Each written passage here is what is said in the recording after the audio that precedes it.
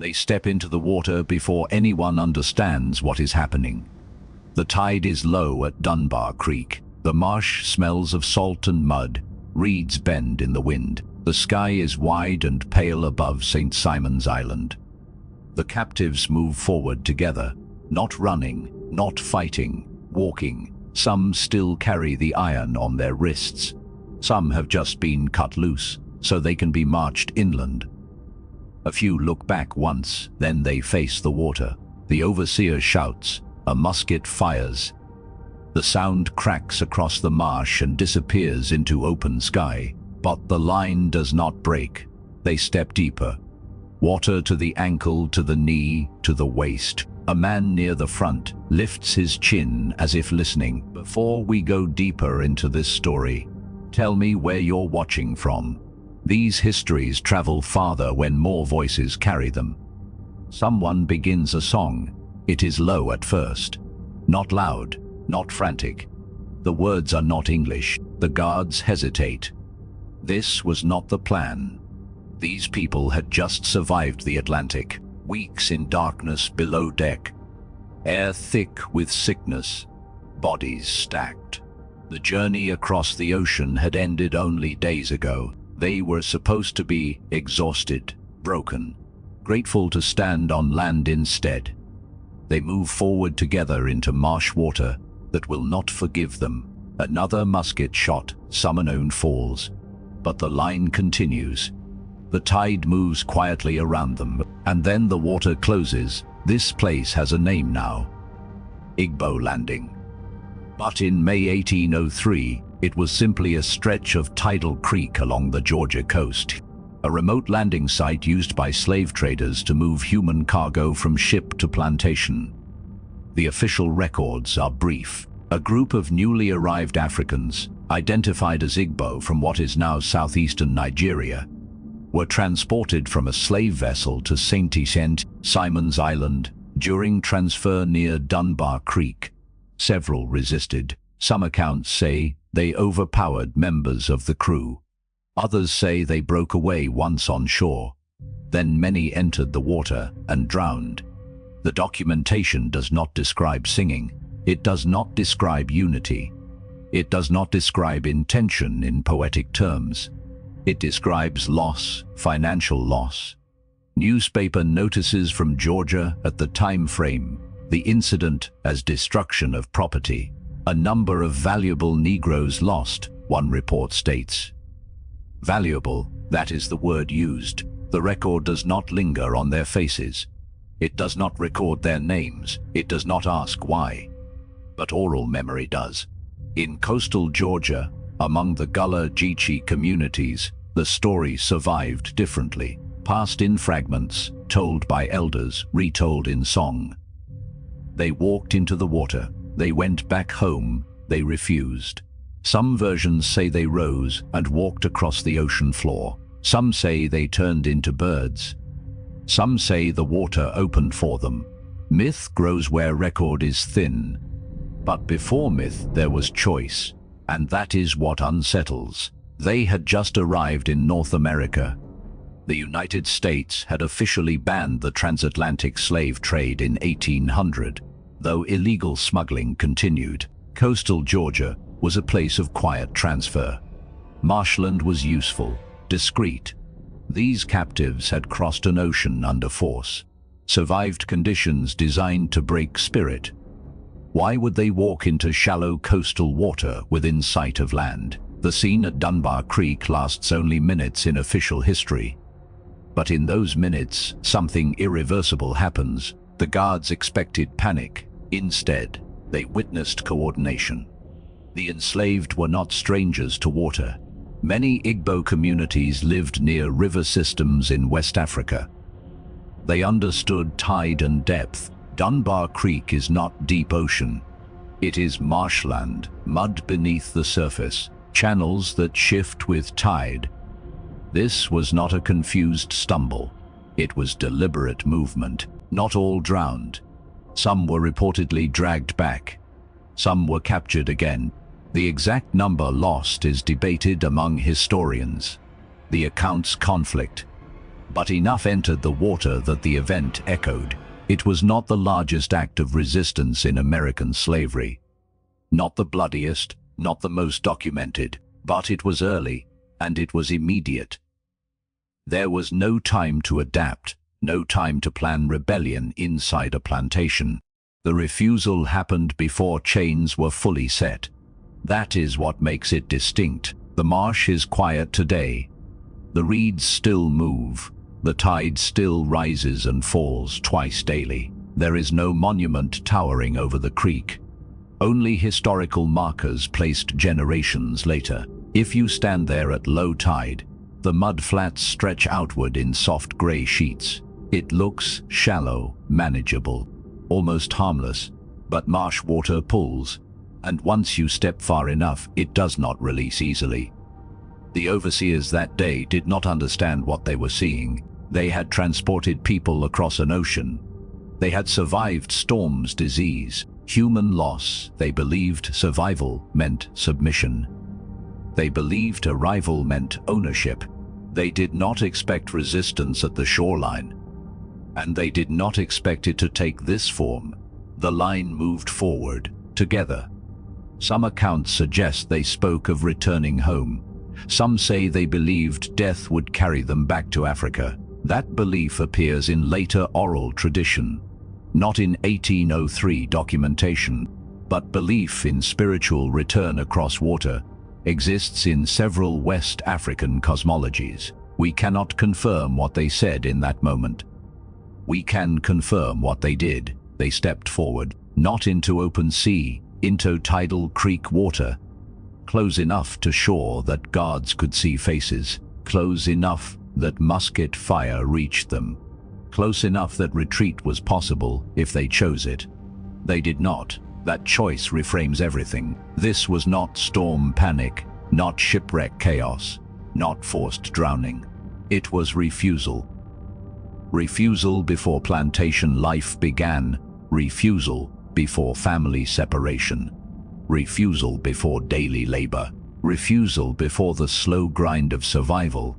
Under bondage, shock settles slowly. The guards who reported the event wrote of loss. The slave traders calculated damage, but no official report tried to interpret motive. Because motive complicates power. If the enslaved were willing to choose death immediately, what did that suggest about future compliance? What did that suggest about control? The water closed quietly. The marsh returned to its rhythm, but something had already shifted. The Atlantic crossing did not end in submission. It ended in confrontation at the shoreline. And that shoreline still holds the shape of that decision. Later scenes will examine who the Igbo were, what belief systems they carried, what exactly happened in those minutes at Dunbar Creek. But for now, remain here on the marsh, with the wind moving across reeds, with guards shouting in confusion, with captives stepping forward in silence. The tide rises, the line disappears, and history records it in one sentence. But memory refuses to keep it that small. The tide did not carry their names, but the ship did. Before the marsh, before the shouting, before Dunbar Creek, there was the Atlantic. The year was 1803. By then, the United States had officially banned the importation of enslaved Africans beginning in 1808. And Congress had already passed legislation in 1800 tightening restrictions on American involvement in the transatlantic trade. But enforcement was uneven. Smuggling continued along the southern coast. Georgia was not unfamiliar with quiet landings. The captives who reached St. Igbo, Simon's Island, were identified in later accounts as Igbo, people from the Bight of Biafra region of West Africa, in what is now southeastern Nigeria. The ship that carried them is sometimes named in oral memory, sometimes not. Surviving documentation is incomplete. Slave vessels at the time often transferred captives between ships, especially as laws tightened. What is clear is that a group of Igbo captives arrived off the Georgia coast and were transported by smaller boat toward the island's interior creeks. They had survived the Middle Passage. That phrase is often used quickly. It should not be. The middle passage meant confinement below deck in wooden holds. Limited air, disease spreading fast. Chains limiting movement. Language barriers between captives taken from different regions. Mortality rates varied by voyage, but death was common. Survival did not mean strength, it meant endurance. When they stepped onto coastal Georgia soil, the land was foreign. The air was thick with salt and marsh grass. Spanish moss hung from live oaks. The shoreline was not beach, but tidal mud. The geography mattered. The captives were not brought directly to large ports. Instead, smaller boats were used to move them quietly through inlets and creeks toward plantations. St. Simon's Island was not yet densely developed. It was plantation land, rice fields, cotton plots, live oak timber. The men who purchased them saw labor. The captives saw something else. The Igbo people in West Africa lived in complex societies. Many Igbo communities were organized as decentralized village republics. Authority rested in councils of elders, lineage heads, age-grade system. There were titled men, there were spiritual authorities, but not centralized kingship like some neighboring kingdoms. The word royals attached to Igbo Landing in modern retellings does not appear in 1803 records. It emerges later. We must be precise. There is no verified document proving the captives were princes or nobility, but there is cultural context that matters. Igbo society placed high value on personal autonomy and communal decision-making.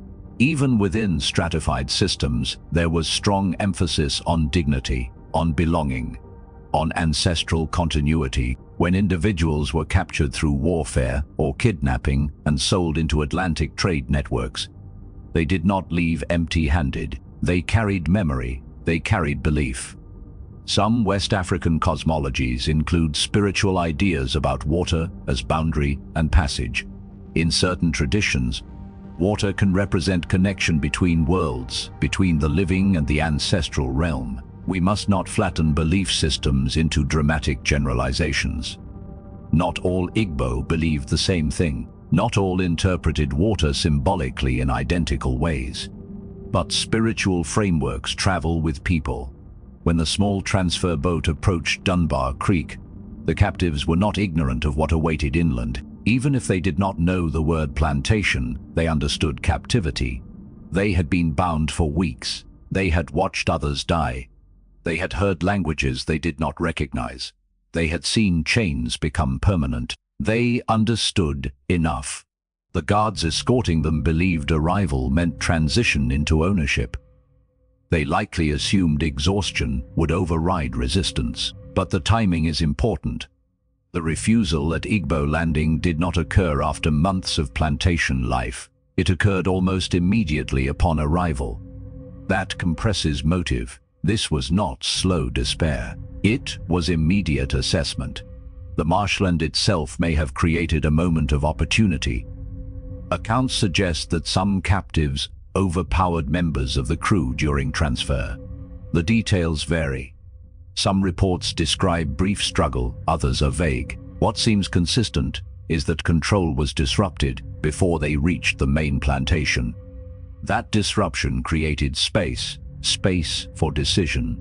They could attempt to flee inland into unfamiliar terrain surrounded by hostile patrols, or they could do something else. The Middle Passage had already introduced death as constant presence. Disease, dehydration, violence. They had seen it. Death was not abstract, it had been daily, which makes the act at Dunbar Creek even more stark.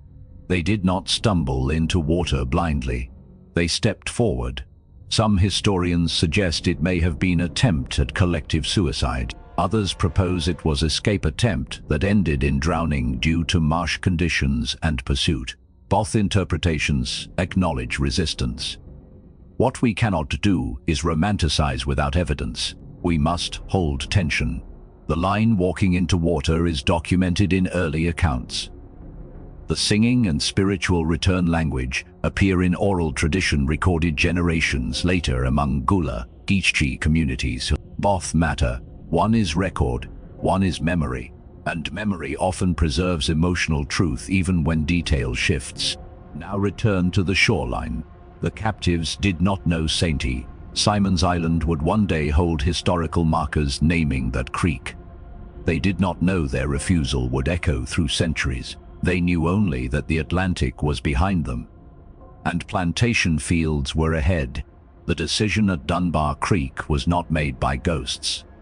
It was made by human beings who had crossed an ocean in chains. What makes Igbo Landing endure is not just the act. It is the speed. The refusal happened before assimilation, before language shift, before new identities were forced.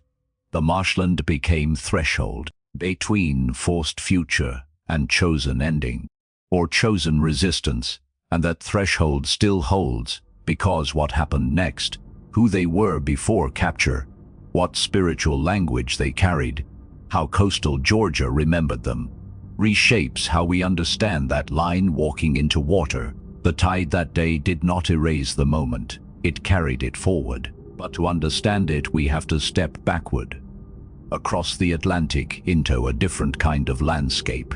Before they were captives, before they were cargo, before they were described in Georgia newspapers as valuable Negroes, they were Igbo, not a kingdom in the European sense, not an empire ruled by a single crowned king. Igbo society in the 18th century was largely decentralized. Many communities operated as village republics. Authority did not sit on one throne, it rested in councils, in lineage heads, entitled men recognized for achievement, wisdom, or age. Decisions were debated, voices mattered, autonomy was not abstract. It was daily structure. A man answered to his kin group. A woman answered to her lineage network. Elders mediated disputes. Age grades organized labor and defense. There were hierarchies, there were titles, there were spiritual specialists. But the foundation was communal self-governance. This matters, because when people shaped by collective decision-making are forced suddenly into absolute ownership under plantation law, the rupture is violent, not only physically, but philosophically. They were not born into monarchies where obedience to one ruler was unquestioned. They were shaped in systems where community accountability ran horizontally. That difference carries weight. In Igbo Land, in what is now southeastern Nigeria, land was not a distant plantation owned by unseen masters. It was ancestral ground, forest, farm, village square, palm trees, yam fields, red earth paths, identity tied to place. Identity tied to ancestors buried in known soil, the Atlantic tor that link. But spiritual frameworks do not dissolve in salt water. Igbo cosmology included belief in chi, a personal spiritual force or destiny. It included reverence for ancestors.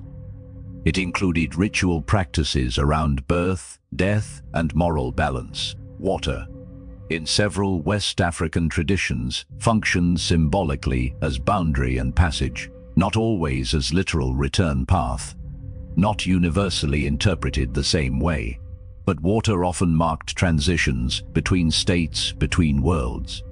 We must be careful. Not all Igbo believed that drowning meant returning physically to Africa. That interpretation appears strongly in later oral traditions among Gula, Geechee descendants. It does not appear in 1803 shipping records, but symbolic language matters.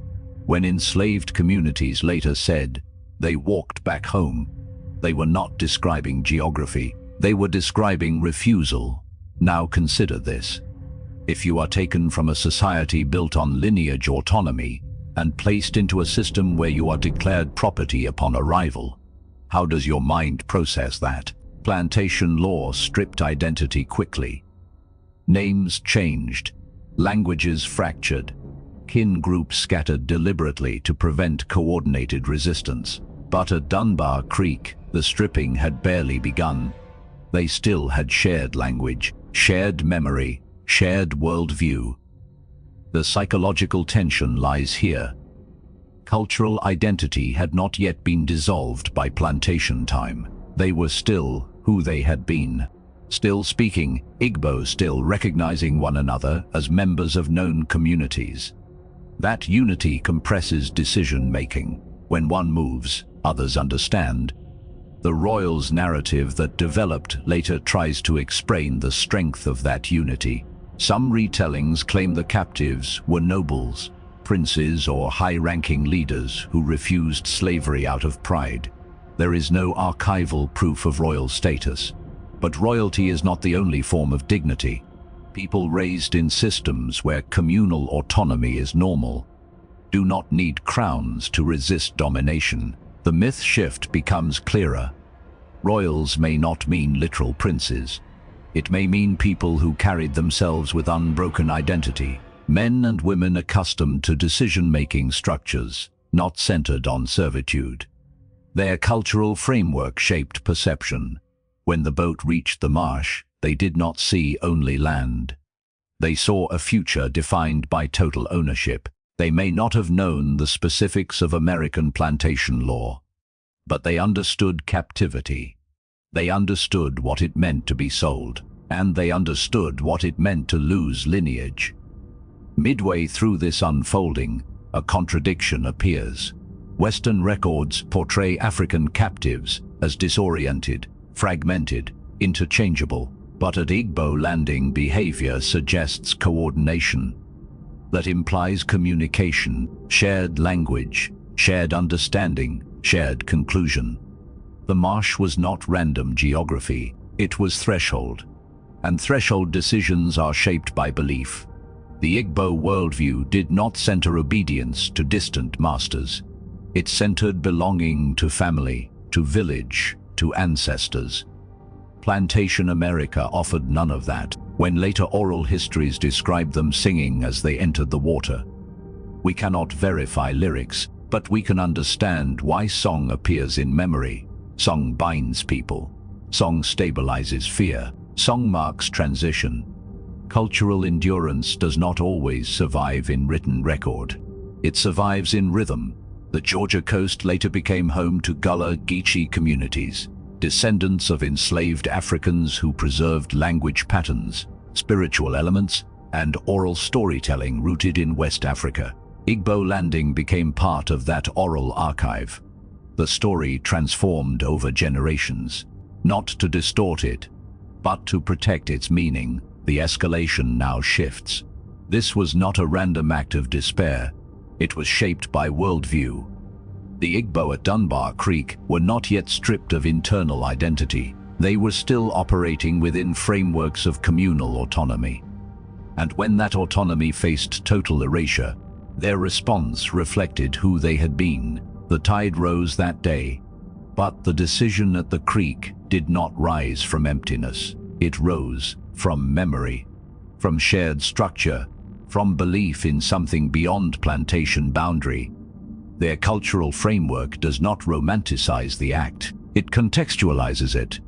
And once we see them not as anonymous cargo, not as mythical royalty, but as members of organized societies with spiritual continuity, the shoreline at Dunbar Creek changes shape. It is no longer only a place of drowning.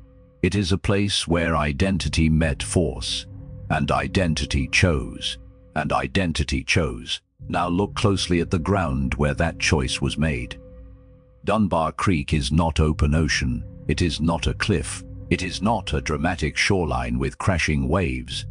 It is marsh, flat, quiet, deceptive. St. Simon's Island sits along the Georgia coast where rivers meet the Atlantic. The land breaks into tidal creeks and inlets. Mudflats stretch outward at low tide. At high tide, water rises slowly, filling channels that twist between tall reeds. The water is not deep blue, it is brown-green. Thick, it hides depth unevenly. If you stand there at low tide, you could mistake it for shallow ground.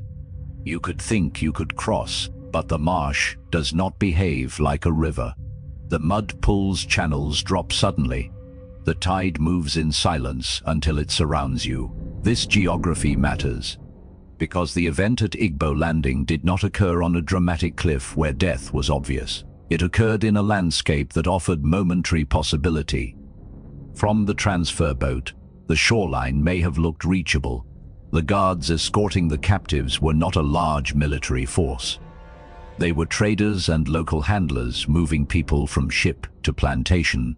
For a brief moment, a narrow window, the captives likely outnumbered their escorts. That imbalance created opportunity, and opportunity changes everything.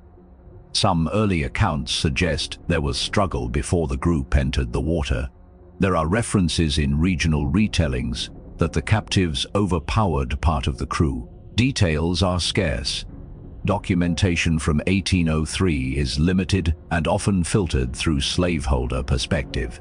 But historians examining early Georgia reports have noted language implying disruption, not orderly transfer, not smooth procession. Disruption. Midway through the scene, the shift becomes clear.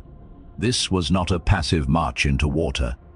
There are indications that resistance began before drowning. If the captives had simply walked from boat to creek and entered silently, there would have been no need for gunfire reports. But gunfire appears in multiple retellings, which suggests confrontation. Picture the transfer. Small boat scraping against mudbank. Chains loosened so captives can disembark. Overseers focused on control, but not expecting coordinated attack. In that moment, language returns, shared words, shared urgency. If even a handful resisted physically, the dynamic would have shifted instantly. Guards armed with muskets need space to reload. Marsh terrain narrows movement. A brief struggle could create a gap. That gap is all it takes. The myth sometimes paints the scene as mystical procession, but what may have happened was sharper, faster. A clash, a decision made in motion. Some accounts suggest that a number of captives were dragged back from the water. Others were shot. The exact number who drowned varies in retellings. Some say a dozen, some more. The historical record does not give precise count, but it confirms loss significant enough to alarm slaveholders, and slaveholders did not alarm easily. The psychological tension in that moment is intense. They had crossed the Atlantic in confinement. Now, briefly, they stood unchained, surrounded by marsh instead of ship walls. Outnumbering their captors for a fraction of time, they could run inland. But they did not know the terrain. Patrols would come, dogs would track. Survival inland without allies would be difficult.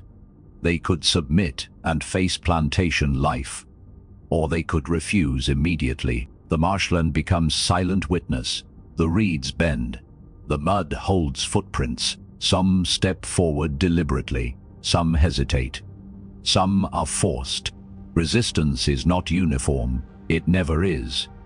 But the collective movement matters. This is the myth shift, not supernatural ascension, not mysterious trance. Organized resistance, even if the resistance lasted only minutes. The geography of Dunbar Creek created narrow corridor.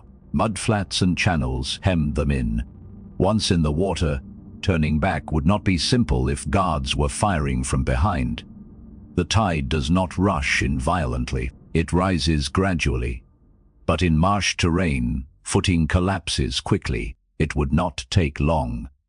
The guards shouting would hear splashing, shouting in Igbo, musket cracks. Then quiet, the marsh absorbs noise. Afterwards, slaveholders recorded the event in economic language.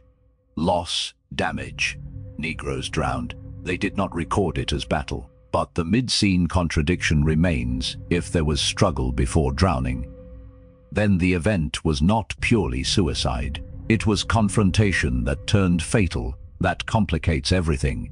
It suggests intent to resist physically first. Water becomes final act only when alternatives narrow.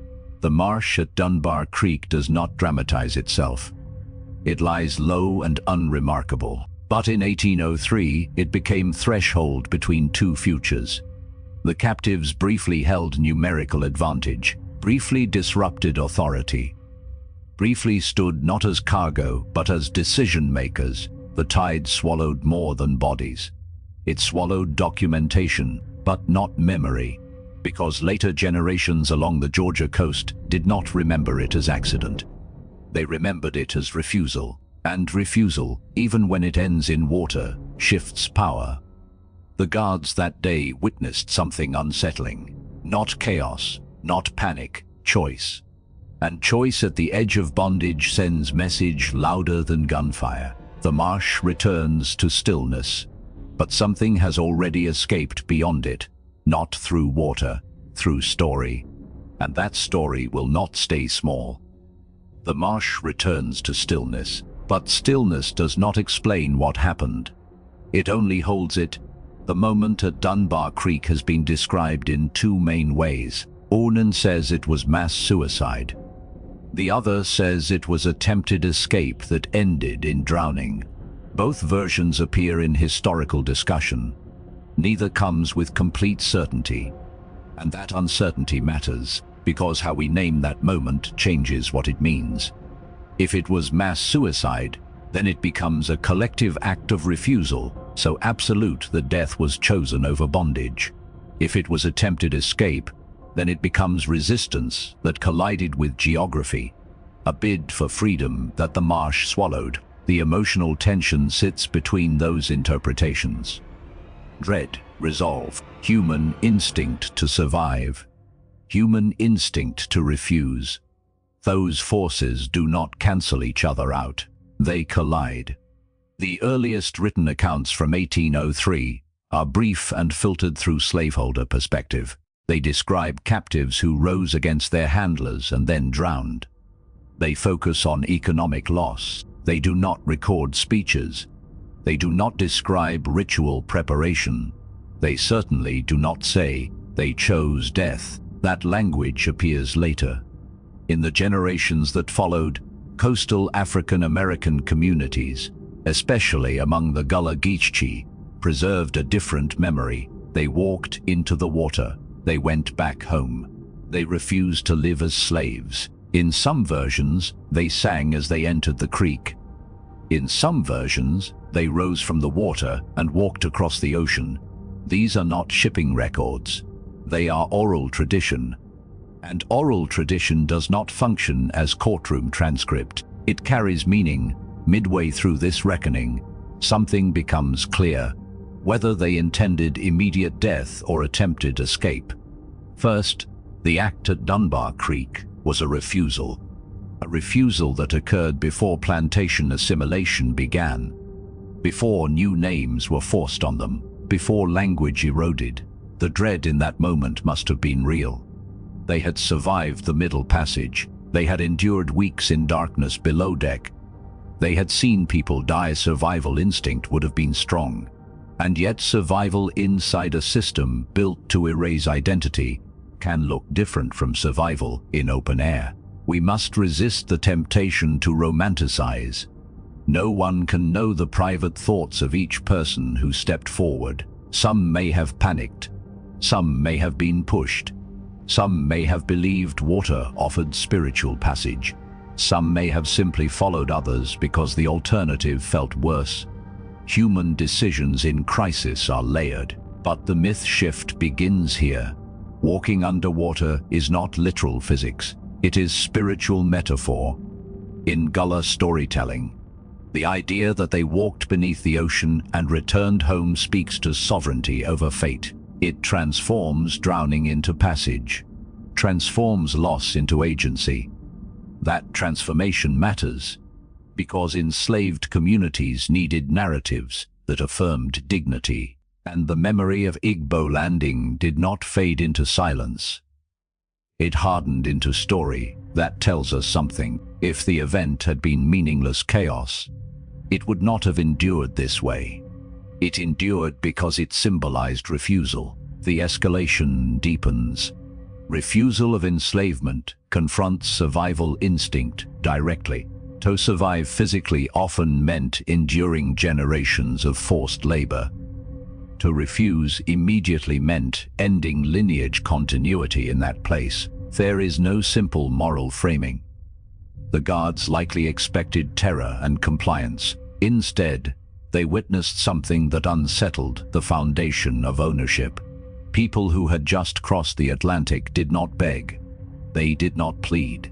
They stepped forward. The marsh becomes stage, but the act is human, not mythic, not supernatural, and not fully knowable. Some historians lean toward interpretation of collective suicide. Others emphasize possibility of escape attempt gone wrong. What both agree on is this: the incident was not accidental. It involved coordinated movement. It occurred before full transfer inland. It was remembered, and memory kept shaping it. The trauma must be handled with restraint. There is no need to describe struggle in graphic detail. The fact of it is enough. Bodies entering marsh water under gunfire. Mud pulling at legs. Tide rising. Shouts fading. The creek does not dramatize, it absorbs. And then it moves on. But human communities did not move on. They carried it, they reinterpreted it. They passed it down, not as spectacle, but as lesson. You cannot force identity without resistance, even if resistance lasts minutes, even if it ends in water. The psychological tension does not resolve here, it intensifies. Because if a group of newly arrived captives could refuse so quickly, what does that say about every plantation owner watching? What does that say about control? The marsh did not erase the act, it preserved it quietly. And the phrase that survived, "they walked under the water," does not describe physics. It describes refusal, so complete that it transcends ordinary language. The tide at Dunbar Creek continues to rise and fall, but that moment remains fixed, not frozen in certainty, but anchored in meaning, and meaning travels farther than bodies ever could. The tide at Dunbar Creek continued to move. But the men who owned the ship did not move on quietly. In Savannah and along the Georgia coast, word traveled fast. Not as tragedy, not as moral reckoning, as loss. Newspaper notices from 1803 described the event in language stripped of humanity. A number of valuable Negroes were lost in transit. The phrasing is blunt, cold, economic, valuable. The report did not ask why they entered the water. It did not describe song or resistance. It did not name a single individual. It calculated damage. That framing reveals more than outrage ever could. Slave traders operated within financial margins.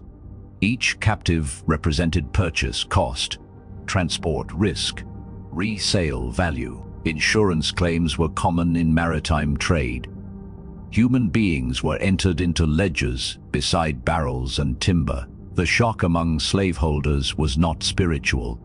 It was economic. A group of newly imported Africans had reduced themselves to zero market value within sight of shore. That disruption was alarming, because it meant control could fail before the plantation even began. The psychological tension here shifts. To the captives, the act was refusal. To the traders, it was cargo, loss. Two worlds interpreting the same water. In coastal Georgia at that time, plantations depended on a steady labor supply. The rice fields, the cotton plots. They required bodies accustomed to heat and endurance. Smuggling along smaller creeks allowed traders to bypass scrutiny, especially as federal restrictions tightened in the early 1800s. Dunbar Creek was not meant to be dramatic.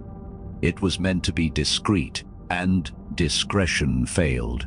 The economic impact may not have bankrupted anyone, but it disturbed confidence. If newly arrived Africans could resist immediately and decisively, what might they do once dispersed across plantations? Early 19th century slaveholders were acutely aware of revolts in the Caribbean. Haiti's revolution had reshaped the Atlantic world just years earlier. The idea of organized resistance was not abstract. So when news spread that a group of Igbo captives had entered the water rather than submit, it did not read as isolated tragedy. It read as warning. Some reports mention that survivors were recaptured. Some suggest efforts to retrieve bodies for financial accounting. But what echoes most clearly in surviving documentation is the reduction of human refusal into economic vocabulary. The myth shift becomes sharp here.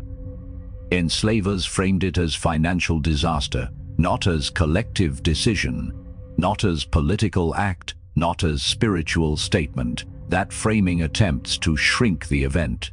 But traders talk to one another. Ship captains exchange information. Risk is evaluated. The story of Igbo Landing becomes cautionary tale among those who traffic in bodies. Be careful when unloading. Do not loosen chains too early.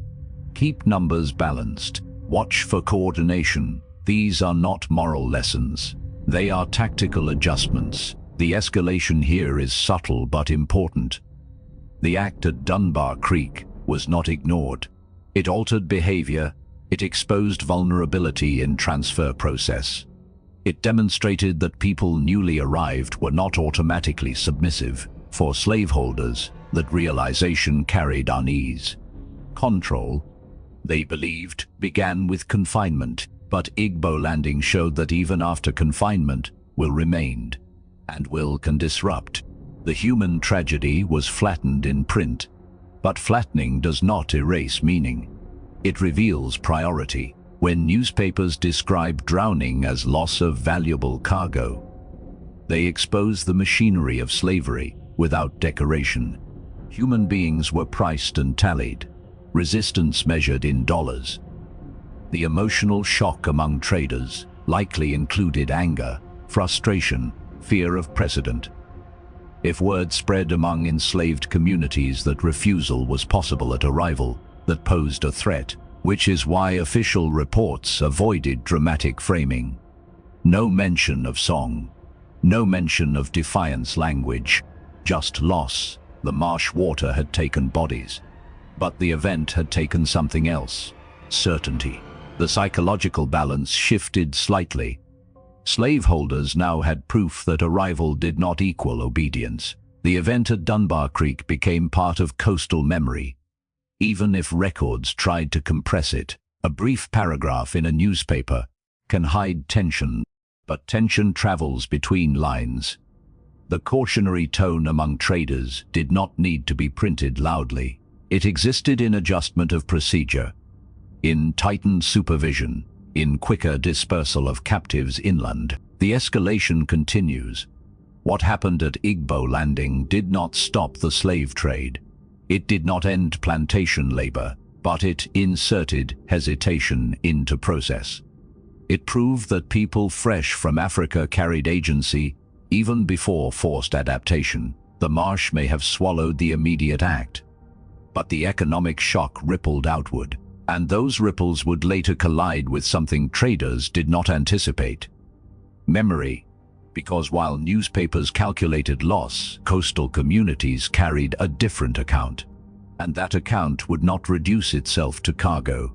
It would grow and reshape the shoreline long after the ledgers closed. The ledgers closed, but the story did not. It moved inland, into kitchens and praise houses, into fields where rice bent under humid sky, into evening gatherings where elders spoke softly while children listened.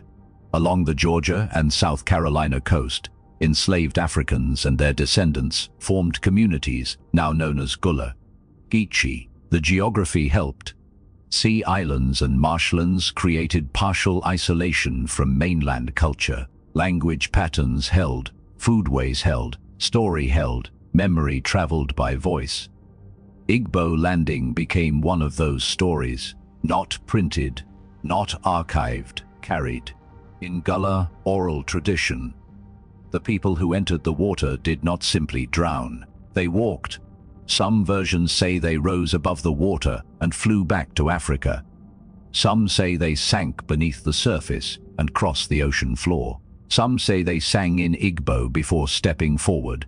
The song is not preserved in written notes from 1803, but song appears in memory because song binds identity. This is the shift.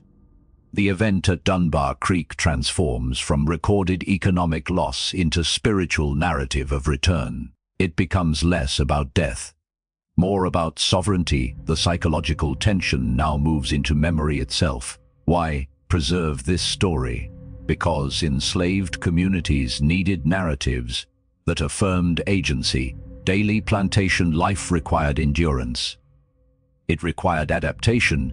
It required survival under conditions designed to strip identity. But memory could restore what law tried to erase. The story of Igbo Landing did not tell children they were defeated. It told them they refused. That difference is everything. The myth shift is subtle but powerful. Walking on water is not physics. It is reclaiming home. In spiritual language, home does not always mean soil. It means belonging. It means dignity. It means choosing one's own boundary within Gullah Geechee communities. Water carries layered meaning. The Atlantic was horror, the Middle Passage. But coastal water also represented continuity. Fishing grounds, river crossings, tidal rhythms that mirrored West African landscapes. The water that once carried ships also carried story. Midway through this memory transformation, something important becomes visible. Oral tradition does not erase suffering, it reframes it. In the plantation system, enslaved people were denied narrative control. They were described in ledgers, advertised in runaway notices, categorized by age and price. But in oral tradition, they became agents. Igbo Landing becomes story told not with shame, but with strength. They walked back. They were too proud. They would not live as slaves. This does not deny complexity. It does not deny the grief of drowning. It does not deny the pain. But it insists on choice, and that insistence is resistance. Because when descendants tell the story, they are not asking whether historians agree on every detail. They are preserving emotional truth. The spiritual transformation of the event does not mean historians abandon evidence. It means we recognize dual layers: record, memory. Record tells us what newspapers printed. Memory tells us what communities carried. Both are history. The escalation continues.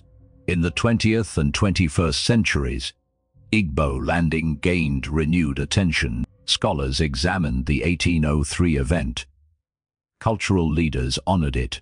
Markers were placed near Dunbar Creek, acknowledging the drowning of Igbo captives. But long before markers, the story lived in kitchens, in spirituals, in whispered pride. There is no need to exaggerate. The fact that the story endured at all is proof of its impact. Across generations of forced labor, segregation, and economic hardship, Gullah Geechee communities kept language elements traceable to West Africa. They preserved rice-growing techniques brought from African knowledge systems. They maintained storytelling traditions that anchored identity. Igbo Landing fits into that continuity, not as spectacle, as anchor. The psychological tension shifts from plantation to inheritance. What do you pass to your children when your ancestors were taken in chains? You pass story, you pass dignity, you pass refusal. The water at Dunbar Creek becomes symbol, not of defeat, but of boundary drawn by the enslaved themselves. Walking on water becomes metaphor for reclaiming destiny beyond physical constraint. That metaphor traveled farther than traders ever imagined. The marsh remained quiet, but in Gullah homes, Igbo Landing remained alive. The story did not ask permission from archive. It did not wait for official recognition. It endured because it mattered. And endurance is a form of power. The tide continues to rise and fall at Dunbar Creek. But the song did not sink. It carried forward. And that forward movement changes how we see the shoreline entirely. The song carried forward, and with it, a new word began to attach itself to the story. Royals over time. Some versions of Igbo Landing describe the captives as princes, nobles, high-ranking leaders captured in war and sold across the Atlantic. The image is powerful, men of status refusing to bow, choosing water over chains. It is a story that restores dignity instantly. But when we return to archival evidence, the ground becomes firmer. There is no surviving shipping manifest identifying them as royal, no court record describing noble titles, no documented proof that the group at Dunbar Creek included kings or princes. That does not mean they were not important people in their communities. It means the historical record does not confirm royal rank. The emotional tension here is delicate. The myth strengthens dignity. The archive demands precision. We must hold both without collapsing either. Midway through this inquiry, the shift becomes clear. Royalty in the Igbo Landing story may not be about crowns. It may be about moral sovereignty. When descendants call them royal, they are not necessarily claiming palace lineage. They are asserting that no human being is born for ownership. Royal becomes shorthand for inherent dignity, and dignity is not documented in shipping logs. The psychological tension lies in our need for elevated status to validate resistance. If they were princes, their refusal feels grand. If they were ordinary farmers or traders, does the refusal feel smaller? It should not, because autonomy does not depend on throne. The power of Igbo Landing does not rest on noble blood. It rests on collective decision, and collective decision does not require title. Historians examining the event caution against overstating the royal claim. They point out the lack of documentary evidence. They remind us that embellishment can creep into oral tradition over time. That caution is not dismissal. It is responsibility. At the same time, we must recognize why communities shaped the narrative as they did. During centuries when African heritage was mocked, suppressed, or distorted, stories that emphasized nobility served protective purpose. Calling the captives royal countered narratives that painted Africans as primitive or passive. It declared these were people of stature. Even if the archive remained silent on titles, the community insisted on worth. Truth and myth do not always compete. Sometimes they coexist. The archival truth tells us a group of Igbo captives resisted at Dunbar Creek in 1803. Some drowned. The event was recorded as economic loss. The mythic layer tells us they were royal in spirit. They walked home rather than bow. Both communicate resistance. One through document, one through dignity. The escalation deepens. If we remove the word royal entirely, does the story weaken? No, because the act remains. Newly arrived captives refused enslavement immediately. They coordinated, they confronted guards. Inflated claims can erode credibility. And credibility builds trust. The shoreline at Dunbar Creek does not need crowns to matter. It holds something stronger. Choice, the myth shift becomes steadier. Now royalty is reframed not as hereditary privilege, but as moral sovereignty. The assertion that no person consents to ownership. The Gullah Geechee communities that carried this story forward did not need European validation of titles. They needed affirmation of worth, and in that sense, calling them royal accomplishes something deeper than genealogy.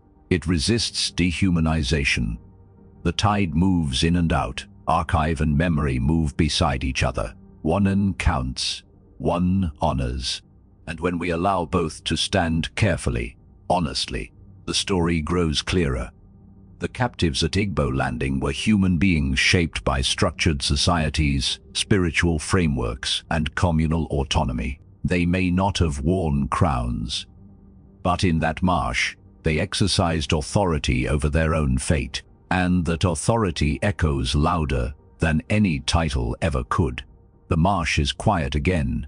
Reeds bend. Mud shifts under shallow tide. The sky over St. Simon's Island stretches wide and ordinary.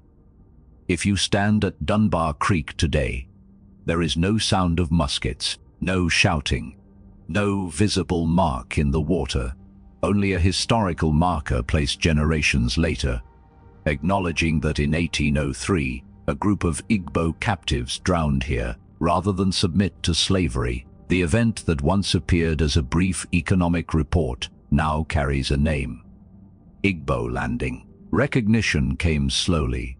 For much of American history, the story lived primarily in oral tradition. It was passed through Gullah Geechee communities along the Georgia and South Carolina coast. It survived in memory, in story, in cultural continuity. It did not begin in monuments. It began in voice in the late 20th century. Historians and cultural leaders began documenting the event more formally. Local preservation groups advocated for public recognition. Scholars examined the 1803 newspaper reports and connected them to long-standing oral tradition. The shoreline gained official acknowledgement, but recognition does not simplify meaning. It deepens it. The emotional weight now shifts toward reckoning. What does freedom mean in a place where chains were the law? The captives at Dunbar Creek faced a narrow corridor of possibility: survive within a system built to erase identity or refuse immediately, with consequences they could not fully predict. Agency in death unsettles modern sensibilities. We are taught to equate survival with victory, and in many cases, survival was resistance. Enslaved people survived generations of violence while preserving language, music, belief, family bonds. That endurance built communities that outlived the plantation system. Survival is powerful, but Igbo Landing introduces a harder question. What if survival under certain conditions felt like erasure? The psychological tension lies here. If they intended death, it was not because they lacked courage. It was because they measured cost differently. We must be careful not to romanticize. We must not turn drowning into spectacle. The water at Dunbar Creek was not glorious. It was mud and tide and breath running out. There is no beauty in that. But there is intention, and intention shifts horror into defiance. The myth shift reaches its final form. What once sounded like ghost story, people walking underwater, returning home, becomes metaphor for sovereignty. Not supernatural escape, not fantasy, but refusal so complete it refuses even narrative defeat. Modern preservation efforts do not frame Igbo Landing as miracle. They frame it as resistance, as early confrontation with American slavery before plantation life fully began.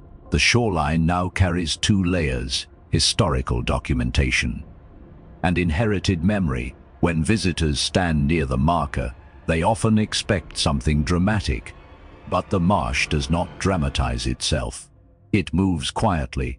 That quiet is honest, because the power of Igbo Landing does not lie in spectacle. It lies in decision. The escalation returns us to the opening image: a line of people stepping into tidal water. Guards shouting, gunfire cracking, mud swallowing feet. At first glance it appears as horror, but with context, with knowledge of Igbo social structure, spiritual worldview, communal autonomy, the image changes. It becomes confrontation at the edge of forced future. And that confrontation reverberates beyond 1803. The Gullah Geechee communities that carried this story forward transformed trauma into inheritance. They did not erase suffering. They reframed it. They told children they refused, not they were destroyed. Recognition in modern historical preservation does not resolve the moral question. It only ensures the shoreline is not forgotten. The final tension remains. If a people choose death over bondage, is that despair or the last act of sovereignty? There is no simple answer. Some will see tragedy above all. Others will see defiance. Both are present. The tide does not answer. It moves in, it moves out. The reeds bend, the marsh remains. No ghosts rise from the water. No spectacle disturbs the surface. Only quiet current moving through Dunbar Creek, and beneath that quiet, the memory of a line that did not break. If this story stayed with you, don't let it end here. Stand with it. Tell me in the comments what you believe that moment at Dunbar Creek meant. Was it despair, or was it sovereignty? Not the answer you think sounds right, the one you actually feel. And if this kind of history matters to you, the kind that refuses to stay buried, share this with someone who has never heard of Igbo Landing, because memory only survives when more voices carry it. And here we carry it together.